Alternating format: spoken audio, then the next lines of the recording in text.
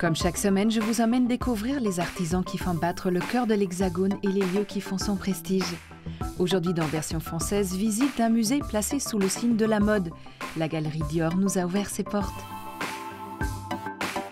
Entre artisanat et maîtrise de nouvelles technologies, Anna Le Corneau plie le bois à toutes ses envies.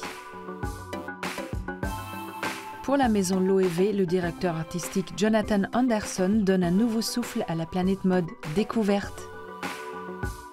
Le studio Perrine tisse un lien indéfectible entre perfection du geste et modernisme, explorant le monde du tissage.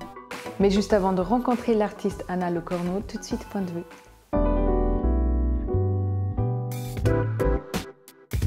Afin de marquer sa présidence au Conseil de l'Union européenne, la République tchèque commande en 2009 à l'artiste David Černý une œuvre qui n'a pas loupé son entrée. À la base, la sculpture Anthropa était censée représenter chacun des 27 pays de l'UE, mais c'était sans compter sur le goût pour la provocation de l'artiste. La France est affublée d'une banderole grève, l'Angleterre symbolisée par une case vide, la Suède résumée à un carton de meubles Ikea. On a frôlé l'incident diplomatique. Atlas Obscura s'attaque aujourd'hui à la gastronomie à travers 122 pays, à l'histoire culinaire surprenante, insolite et même parfois peu ragoûtante. On y découvre des festivals, musées, habitudes de table et histoires à raconter autour d'un bon petit plat. D'ailleurs, saviez-vous qu'en Écosse, on pratique le lancer de haggis, une panse de brebis farcie d'abats de mouton, ou alors que vous pouvez réaliser une tourte aux têtes de poisson comme en Cornouailles. Alors, ça vous a mis l'eau à la bouche ? Conçu pour l'exposition du Bauhaus en 1923, c'est en 1975 que le berceau de Peter Keller voit réellement le jour. Édité par l'entreprise allemande Tecta, il reprend la théorie des couleurs du peintre abstrait Vassili Kandinsky, qui attribuait une forme à une couleur. On retrouve alors le cercle bleu, le triangle jaune ainsi que le carré rouge.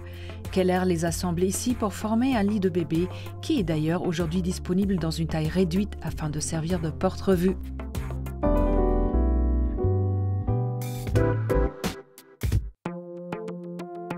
Hommage à une grande maison de mode avec notre musée du jour, découverte de la galerie Dior. Attention les yeux.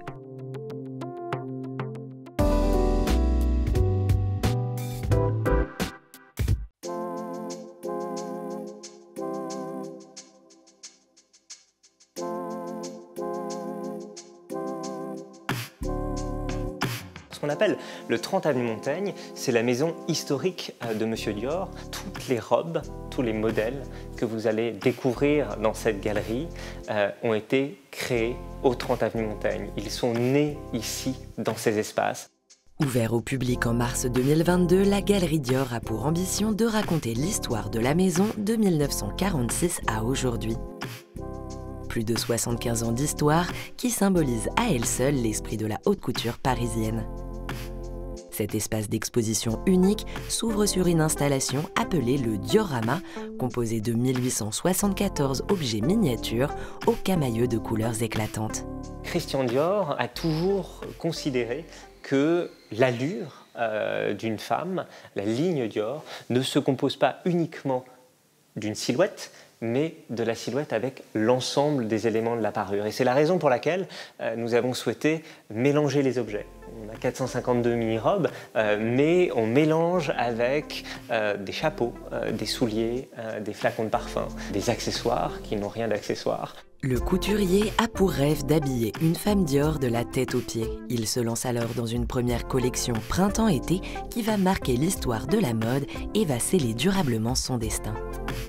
Nous nous trouvons devant la pièce la plus iconique de cette maison, le tailleur bar, créé par Christian Dior et présenté lors de sa première collection le 12 février 1947. Monsieur Dior va revenir à une silhouette qui permet d'affirmer les lignes féminines après une période très dure qui était celle de la Seconde Guerre mondiale. Le tailleur bar incarne le renouveau, la modernité, un moment de mode où le créateur va capter les aspirations secrètes des femmes de son époque. Cette ligne qu'il appelle la ligne corolle, qui est en fait une fleur inversée, cintrée à la taille, qui s'évase en corolle, en fleurs. Il pense le vêtement comme des architectures. Et M. Dior disait d'ailleurs que ses collections, ses robes, étaient des architectures éphémères. Ce New Look va connaître un succès fulgurant. Dès lors, Dior va dicter la mode et œuvrer sans cesse pour marquer les esprits de sa griffe. Il dessine lui-même ses silhouettes et pense d'abord sa collection comme une ligne. Nous avons ici un ensemble de croquis tailleurs, des manteaux, des vestes. Monsieur Dior disait lui-même que pour qu'une robe soit réussie, les croquis doivent d'ores et déjà être dans le mouvement de la vie. Et c'est à partir de ces croquis que les ateliers vont créer une toile. La toile, c'est une maquette en blanc et surtout en volume du croquis donné par Monsieur Dior. Et ce qui l'intéresse dans cette première étape, c'est de regarder comment l'atelier a compris, a interprété son croquis. Finalement, quand on regarde ces croquis, il y a très peu d'implications techniques. On ne connaît pas la taille de la manche, on ne sait pas comment est monté le manteau. Monsieur Dior parlait de ses ateliers comme des déchiffreurs de hiéroglyphes. Cette toile était alors présentée sur un mannequin vivant pour mieux appréhender l'allure générale avant d'être validée et coupée dans des tissus extrêmement chers à l'époque. Nostalgique de son jardin d'enfance à Granville, Christian Dior voue une véritable adoration pour les fleurs qui imprègnent ainsi ses nombreuses créations. Par la suite, les différents créateurs artistiques de la maison ont réinterprété ce grand thème fondateur. Nous nous trouvons ici devant une création spéciale de Maria Grazia Chiuri qu'elle a dessinée en 2021. C'est une robe Miss Dior. C'est une robe assez exceptionnelle qui fait aussi référence aux premières robes que M. Dior lui-même a créées, des robes Miss Dior. Il en a créé dès 1948. Miss Dior, c'est l'incarnation de la sœur de Christian Dior, sa sœur Catherine Dior, dont il était très proche. Il évoque aussi ses passion, leur passion, qui est celle des fleurs et des jardins. À travers des pièces d'exception et une scénographie majestueuse, c'est le dialogue constant entre le passé et l'héritage de Monsieur Dior sans cesse renouvelé qui est compté. Une audace visionnaire qui constitue toute la richesse de cette maison iconique.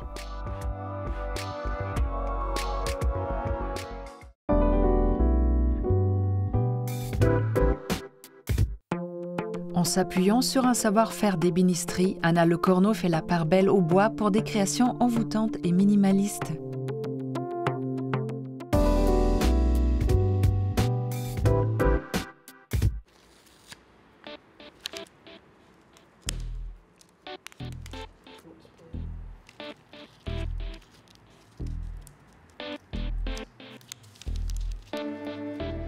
Ce qui me touche le plus avec cette matière, c'est son côté un peu apprivoisé.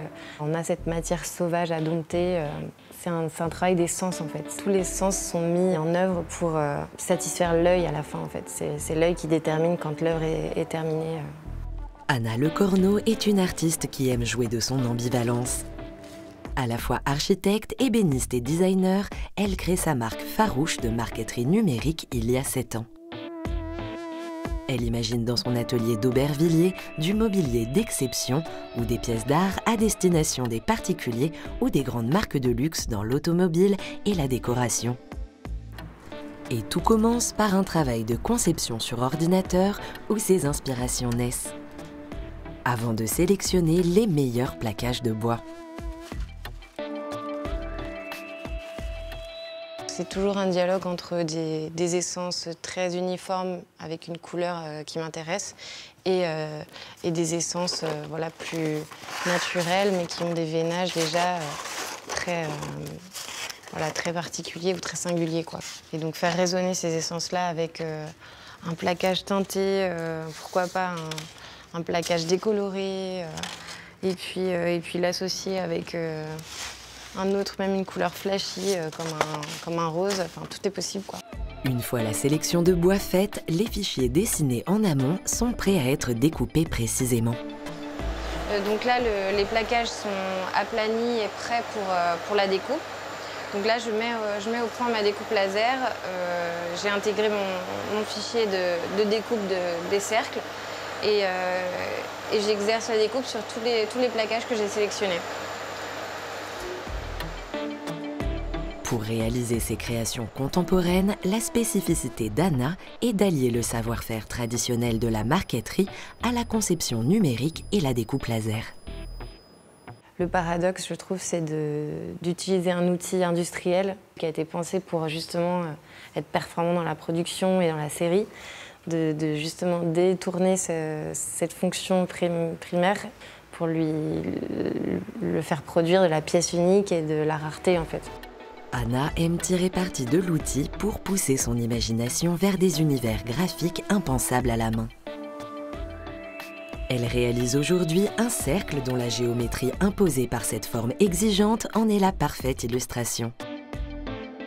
Chacune des pièces impeccablement découpées sont ensuite assemblées une à une à la main pour laisser place au travail de composition de l'artiste. Ce qui est intéressant, c'est les découvertes de ce genre d'effet justement sur l'essence comme le tulipier, où je vais avoir des gros contrastes entre les parties claires et les parties foncées. Et du coup, je sais très bien que des empiècements comme ça vont me créer une surprise au moment de l'assemblage, en fait. C'est pas juste de l'exécution, en fait. Il y a comment je vais valoriser cette pièce, je vais la placer où pour que ça accompagne un mouvement. C'est ces recherches d'effets qui, après, ont un impact visuel sur la grande échelle qui deviennent intéressants. Une fois les éléments de marqueterie assemblés, Anna dépose son décor dans une presse traditionnelle chauffante pendant plus d'1 heure à 70 degrés pour que la surface devienne bien plane, sans relief ni aspérité. Mais l'artiste ne s'arrête pas là. Elle aime expérimenter des techniques innovantes pour créer de nouveaux dialogues entre les matières, comme entre le bois et le cuir. La grosse difficulté, c'est de ne pas abîmer le cuir, en fait, parce qu'on vient... on vient le violenter quand même pour lui enlever une partie de sa peau et réussir à avoir cet affleurage au toucher comme une poursuite en fait, de la même matière, mais avec ce changement de texture, ce jeu entre mat et plutôt satiné de la peau. Le bois, ça reste quand même un prétexte en fait, pour moi d'exploration et de création. Et je garde l'envie de le mêler et de le faire résonner ou vibrer avec d'autres matières. Et de tester, oui, encore plus de choses en fait. Les nouvelles explorations sont sans limite. La déconstruction face au savoir-faire traditionnel, mêlée aux nouvelles technologies, permettent d'écrire un nouvel espace de création infini.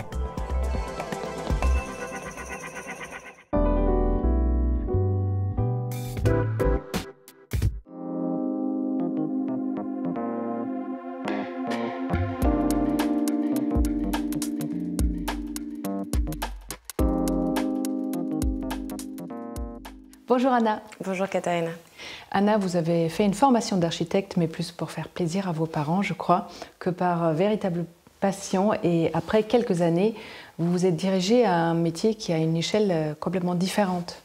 Et oui, en effet, j'ai plus, pour rassurer mes parents, je me suis dirigée vers l'architecture, qui était entre le rationnel et le plus conceptuel et artistique. Mais je savais que l'échelle de l'architecture allait assez vite me frustrer. Donc assez rapidement, j'ai voulu me rapprocher en fait, forcément de la matière et puis aussi de pouvoir gérer de la conception jusqu'à la fabrication par moi-même en fait. Du coup, vous avez intégré l'école Boulle où vous avez retrouvé le geste que vous maîtrisez du début jusqu'à la fin.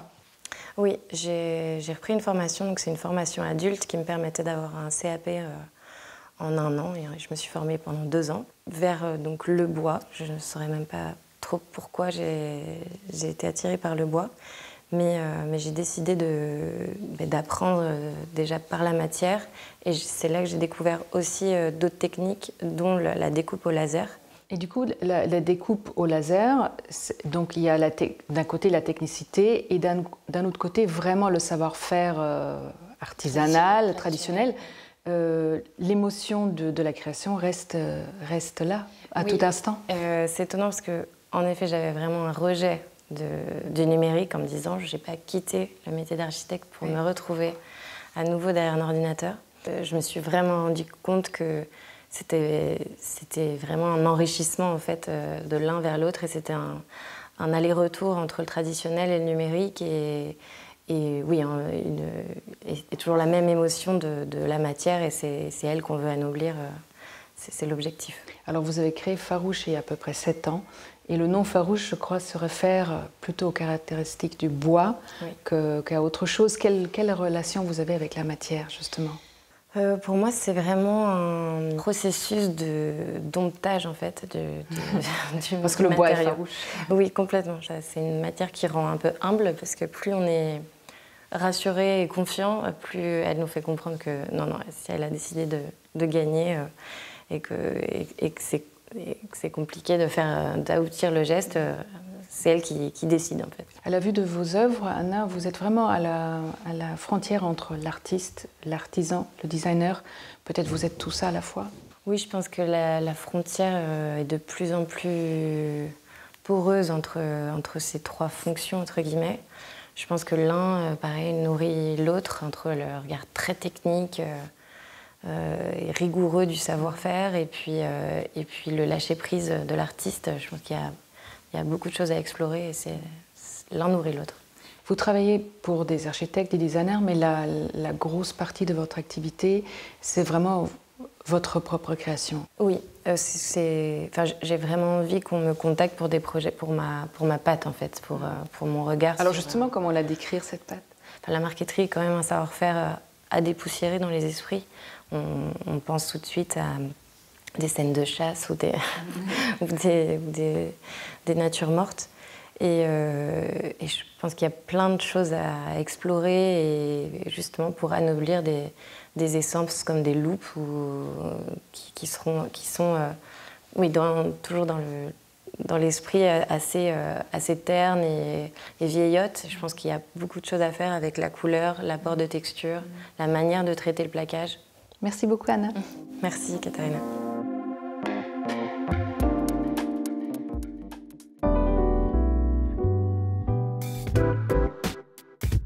Chez Loewe, Jonathan Anderson pose un nouveau regard sur le minimalisme, décryptage affûté dans En Mode.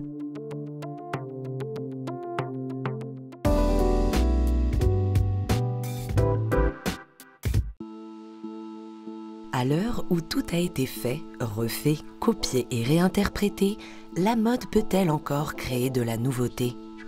Une question récurrente et particulièrement d'actualité à l'heure où le divertissement, l'image et la stratégie marketing ont presque supplanté l'importance du vêtement. Chez Loewe, Jonathan Anderson y répond par l'affirmatif. Pour sa collection Homme Automne-Hiver 2023, le créateur démontre qu'il y a encore de nombreuses façons de penser la mode de demain, à condition d'ouvrir les perspectives. À commencer par celle du minimalisme. Considéré comme l'un des derniers mouvements révolutionnaires dans la mode, il est sans cesse référencé par les créateurs d'aujourd'hui. Jonathan Anderson, lui, choisit de le transformer en un nouveau concept qui mêle la réduction et le détournement.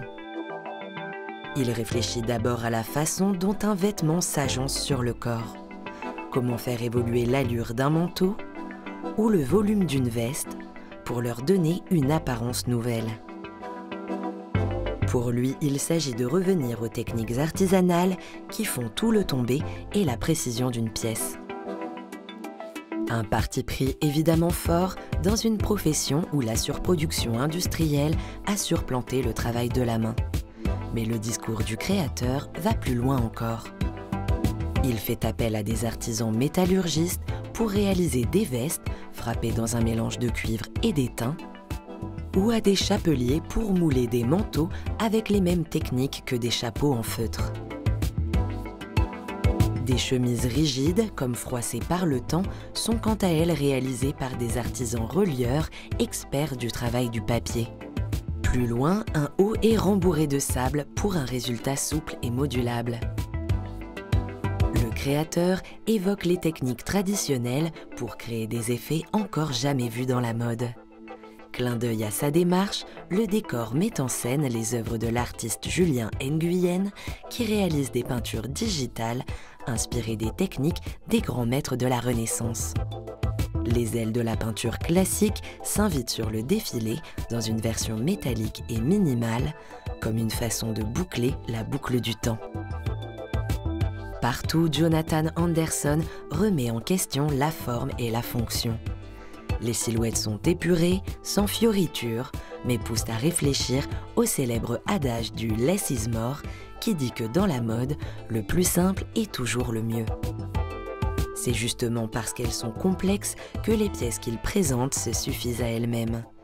Ils prouvent ainsi qu'on peut encore renouveler le regard qu'on pose sur un vêtement classique, pour peu qu'on mobilise imagination et technique et qu'on se donne la peine de réfléchir en dehors des lignes.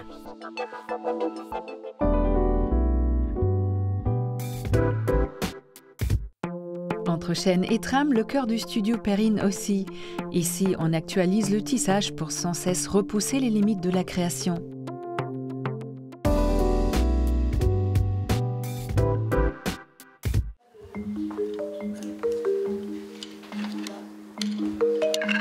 Quand on tisse, on danse aussi. Il y a vraiment, le corps est engagé. Il se passe quelque chose avec la fibre, avec aussi avec la lumière, avec les ombres, la transparence. Il y a un mouvement qui est là. Et ça, c'est quelque chose qui me nourrit, enfin qui nourrit en tout cas la création. Installé dans le 20e arrondissement de Paris, le studio Perrine réalise des créations textiles pour une clientèle professionnelle depuis une quinzaine d'années. Alors qu'elle se destinait à être peintre, Perrine Rousseau est tombée dans la magie du tissage à l'École nationale supérieure des arts décoratifs de Paris.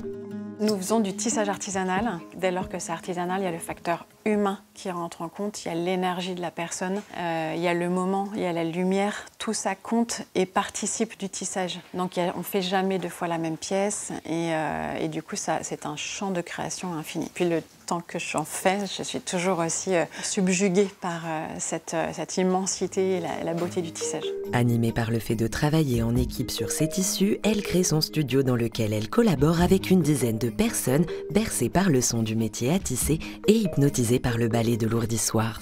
Cette étape-ci, c'est l'étape de l'ourdissage, donc c'est la préparation des fils de chêne. Donc après avoir choisi les matières, je les enroule autour de cet ourdissoir, de telle sorte à leur donner un ordre qui, au moment du tissage, enfin une fois qu'ils seront enroulés sur le métier à tisser, ils viendront du coup dans l'ordre correct pour éviter de se mélanger les pinceaux. Donc voilà, ici par exemple, on voit que je fais un système de croisillons qui permet en fait d'identifier quel fil va où et ils viennent dans un ordre correct. Et que ce fil devienne un tissu. Je trouve qu'il y a quelque chose d'assez poétique et magique dans ça. Une fois cette chaîne de fils créée, elle est installée sur l'un des métiers à tisser de l'atelier et ainsi l'assemblage entre les fils de chaîne en longueur et les fils de trame en largeur peut commencer. Un travail de patience, mais aussi quelque peu méditatif. Je vais lever une partie de la nappe de chaîne et je vais passer mon fil de trame entre mes fils de chaîne. Et ensuite, je vais lever une deuxième partie pour justement les croiser et bloquer le fil de trame que je viens de passer.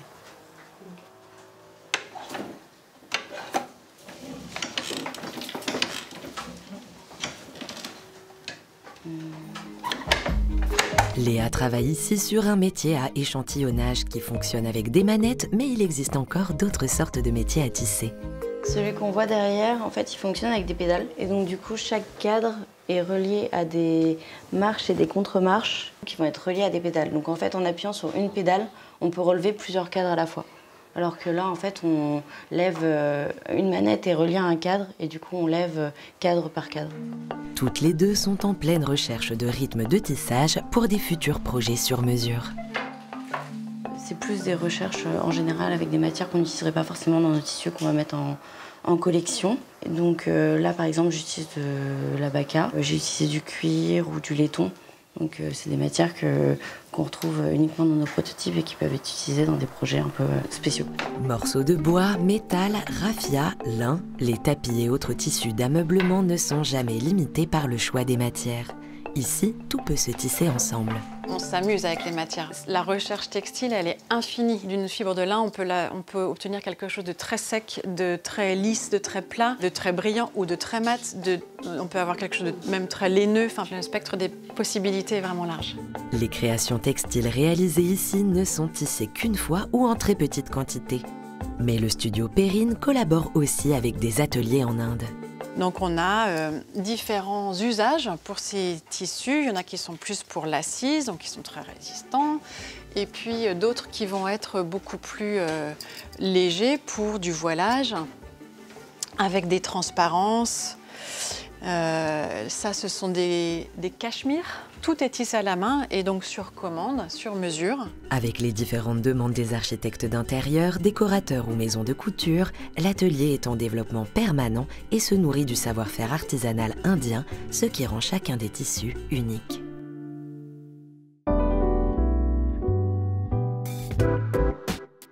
Version française est déjà terminée, mais on se retrouve très vite pour toujours plus de découvertes. Bye!